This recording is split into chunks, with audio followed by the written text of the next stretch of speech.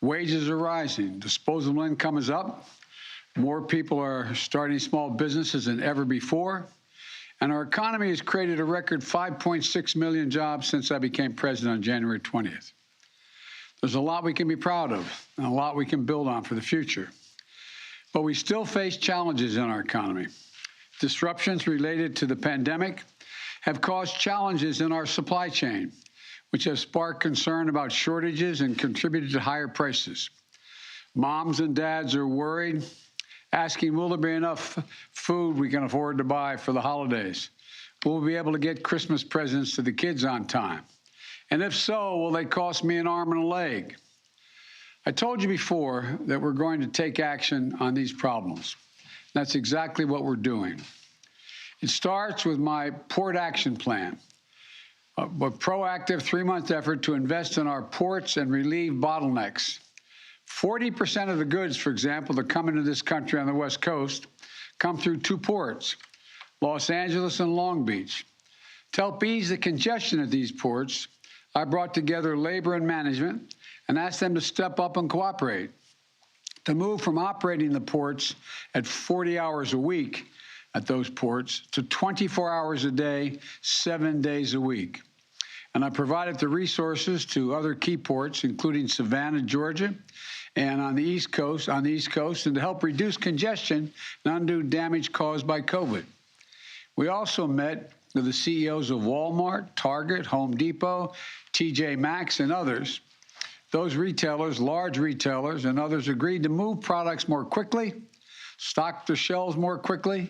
And by the way, you may have heard the CEO of Walmart yesterday on the steps we've taken. He said, and I quote, "The combination of private enterprise and government working together has been really successful." He went on to say, all the way through the supply chain, there's a lot of innovation. Because of the actions we've taken, things have begun to change. End of quote. In the past 3 weeks, the number of containers sitting on docks blocking movement are down by 33%. Shipping prices are down 25%. More goods are moving more quickly and more cheaply out of our ports, onto your doorsteps and onto store shelves. And so all these concerns a few weeks ago, there'd not be ample food available for Thanksgiving. So many people talked about that, understandably. But families can rest easy. Grocery stores are well stocked with turkey and everything else you need for Thanksgiving. And the major retailers I mentioned have confirmed that their shelves will be well stocked in stores this holiday season. And that's good news for those moms and dads who are worried about whether the Christmas gifts will be available. It goes for everything from bicycles to ice skates. You know, today, though, I want to address another challenge that families are facing, and the one I think they're most focused on right now: high gas prices. This is a problem, not just here in the United States, but around the world.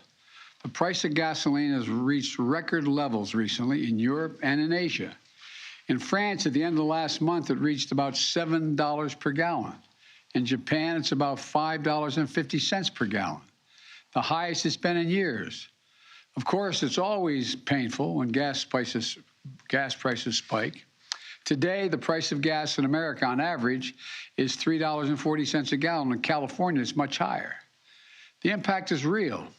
But the fact is, we faced even worse spikes before.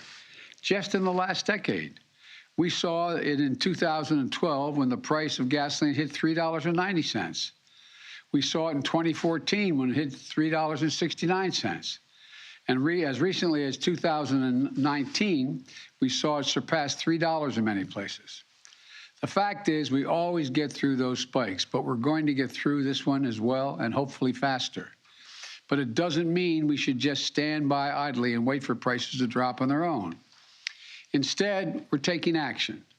The big part of the reason Americans are facing high gas prices is because oil-producing countries and large companies have not ramped up the supply of oil quickly enough to meet the demand.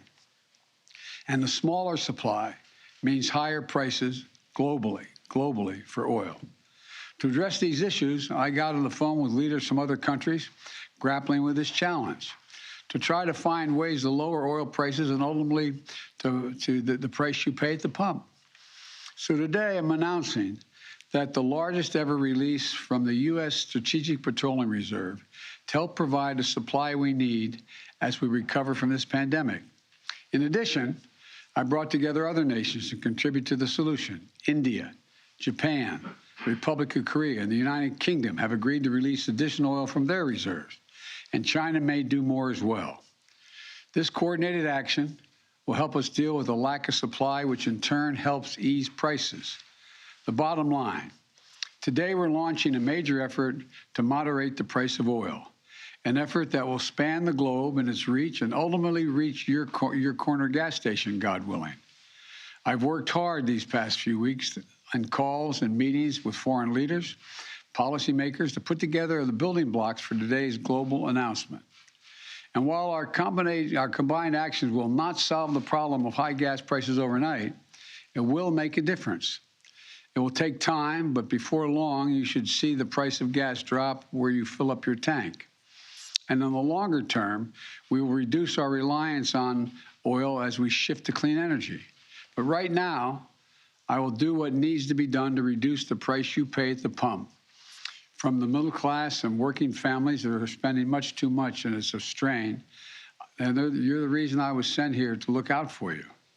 There's another issue that we'll be addressing as well, because the fact is the price of oil was already dropping prior to this announcement, and many suggest in anticipation of the announcement.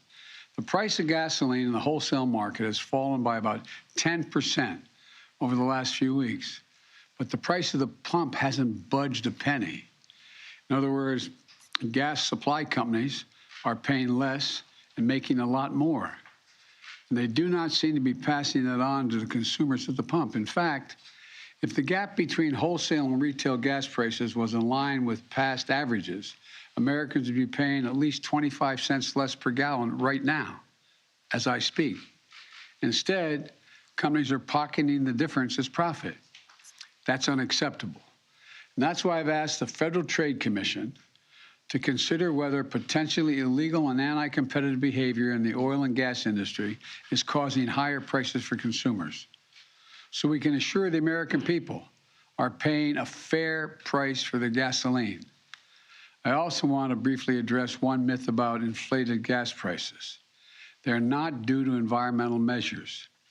My effort to combat climate change is not raising the price of gas or increasing its availability.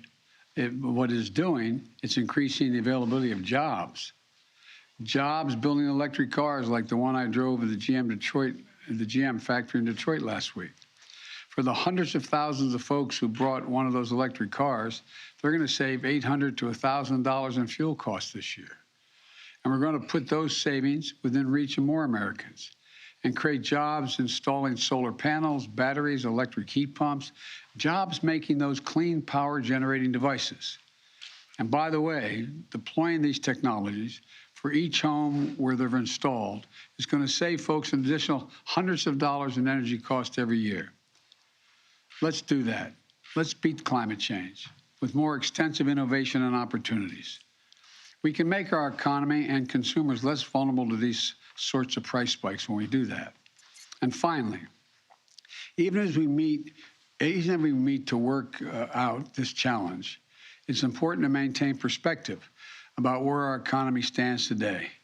The fact is, America has a lot to be proud of. We're experiencing the strongest economic recovery in the world. Even after accounting for inflation, our economy is bigger, and our families have more money in their pockets than they did before the pandemic. And America is the only major economy in the world that can say that. It's testament to the grit and determination of the American people, as well as our unique approach to this recovery and our focus on rebuilding our economy from the bottom up and the middle out, not the top down. Because of that approach, we're the only leading economy in the world where household income and the economy as a whole are stronger than they were before the pandemic hit. Let me close with this. This Thanksgiving, we have so much to be grateful for. Vaccines that are effective, safe, and free. Promising new treatments, providing for hope that we can bring an end to the worst tragedies of this crisis. Record job growth, the strongest recovery in the world, and most of all, the chance to be together again with the people we love on Thanksgiving. As you gather together with your family this Thanksgiving, I want you to know how grateful I am to serve as your president. And I promised you that I'll never stop working to address your family's needs. And together we're going to confront challenges that we face them, are going to face them honestly. And that we'll keep building this economy around hardworking folks who built this country. Happy Thanksgiving, God bless you, and may God protect our troops. And I'm heading to a food kitchen to serve meals right now. Thank you for your time and effort. And I'll have plenty of time to talk to you later. Thank you. Thank you. We're joined now by our senior White House correspondent, Weijia Jiang at the White House. Weijia, two questions. One, the White House made a bit of fanfare before the president's formal remarks talking about coordination. And yet when the president delivered those formal remarks, he talked about India, United Kingdom, Japan, South Korea will do things. China may do things. Does it look now that the Chinese cooperation might not be as significant as the White House either hoped or advertised before these formal remarks from the president? Well, Major, that is an important point because before these formal remarks, senior administration officials sent out paper statements. They held calls with reporters and seemed very confident that those countries that you listed, including China, would be on board with the president's plan. And as you mentioned, he did seem to couch it a little bit when he said that China may be a part of these actions that he announced today. But the president did try to reassure Americans that what he announced today will ultimately have an impact at what they are seeing at the gas pump, at what he called the corner gas station. Because this speech, Major, was so critical, not only to address these rising costs of filling up your gas tank and everything else, but the White House is very aware of how Americans are feeling right now about the president's handling of the economy, in particular on inflation, after a slew of recent polls, including from CBS News, that show Americans are not pleased right now at the way he is handling it. Just about 36% approving of the way he's handling the economy. When you drill down even further, 33% saying they approve of his handling of inflation. So this was important for the president to get out in front of Americans to say, I am doing something about it. One other thing I want to ask you about, Weijia, the president talked about his environmental push to move toward renewable energy sources and said that's not part of our problem. Trying to cover it felt to me a policy and political flank that Republicans have already begun to say one of the reasons we have less domestic supplies because of environmental either regulations or the push toward renewables. The president's trying to address that as well. He made a point to do exactly that, Major, because you're right. Republicans have really pushed hard on this in saying that because of his policy decisions, ultimately, Americans are going to have to pay the price because really you are not tapping into the full supply that you could be as a result of these climate-driven policies. But when you look at his two key economic bills, Major, one that just passed, infrastructure, and the other one, this social spending bill that we've been talking about that also includes sweeping climate change policies, that is really at the center of what he believes will ultimately help the economy in the long run. So he has to make this case and make, another argument for climate forward policies instead of what Republicans have long pushed to tap into that supply. Weijia Jiang at the White House. I want to bring in Jill Schlesinger, our business analyst. Jill, the president talked about this gap between wholesale prices for energy and retail prices and said that word that I know gets a lot of attention in the private sector, the Federal Trade Commission looking into this. Is this a big issue?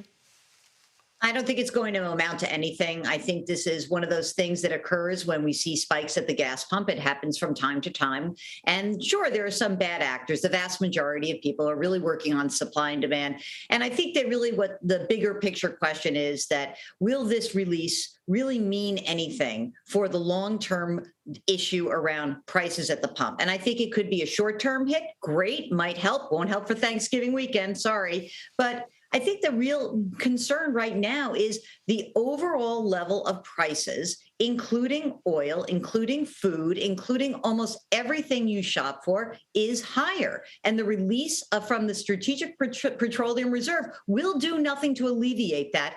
Only the laws of supply and demand can actually make that equilibrium come down a bit. And Jill, the president also took pains to say, yes, this is a problem. He didn't call it a problem. He used that political couching term we've heard so often. It's a challenge.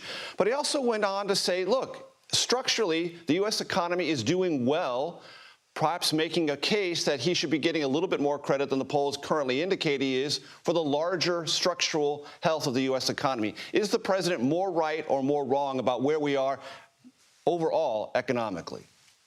I think if we wind the clock back 1 year, if we went back to November of last year and we said to the public, here's what's going to happen. The economy is going to snap back so fast that wages will rise.